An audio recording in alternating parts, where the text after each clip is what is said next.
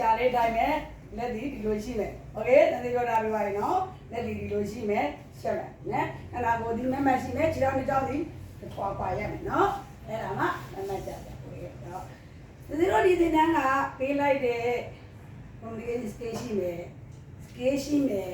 ပြောင်းဝါရှိမယ်အမျိုးမျိုးတွေရှိတယ်သို့တော်လည်းပဲသမီးလိုချင်တဲ့အရာလေးတွေကနေပြီးတော့ဒီသင်တန်းကရလာတဲ့အရာလေးတစ်ခုတည်းကဘေးတစ်ခုကိုဟိုပဲရရင်ဆက်ဆက်မြင်းမြင်းခေါင်းထဲမှာမှတ်ပြီးအဲ့ဒီနီးစနစ်အတိုင်းလေးကိုငါစ조사ပြီးတော့လှုပ်သွားမယ်လို့ခံယူရတဲ့အချက်ပြောပြပေးဟုတ်အလုံးရဲ့စီကံမျိုးအများအားဖြင့်ပြီးတော့ဆမ်မရဲ့တင်ကြောင်းမှုတွေအများအားဖြင့်လုပ်နေတယ်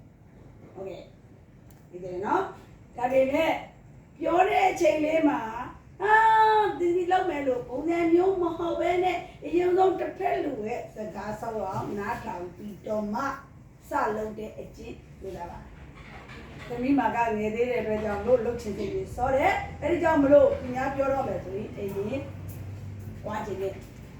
အရာလေးရှိတယ်ငယ်တဲ့အပိုင်းကြောင့်လည်းပါတယ်လူရဲ့တက်ကြွမှုကြောင့်လည်းပါတယ်ဘယ်လိုပုံစံလေးပဲဖြစ်ဖြစ်တစ်ခါတလေမှာတင်မဲ့လူကတင်ခြင်းရှိတယ်မှာတရားရှိရောက်နေတာလူဖြစ်နေတတ်တယ်အဲ့ဒီအမြင်မှာဒါလည်းပြောပြရရင်နော်အဲ့ဒီချက်သမီးလေးပြင်ရမယ်ဒီမှာစ조사တင်တဲ့ရှိတယ်သမီးရဲ့အပြုံးဒီလူချင်းလူချင်းပြောတဲ့အပြုံးထဲမှာပါတယ်လူတိုင်းသမီးပေါ်ကိုချစ်တယ်လက်ရှိလေရေတော့အားလုံးကိုဆိုင်ရလူတွေအားလုံးရောကျန်တဲ့လူတွေအားလုံးရောသမီးပေါ်ကိုချစ်ကြတယ်ဒီနဲ့စ조사တင်တဲ့ရှိတာကိုလည်းတွေ့တယ်လက်ရှိဒီအသက်အနေထားနဲ့သမီးမှာလိုအပ်နေတဲ့ point ကြီး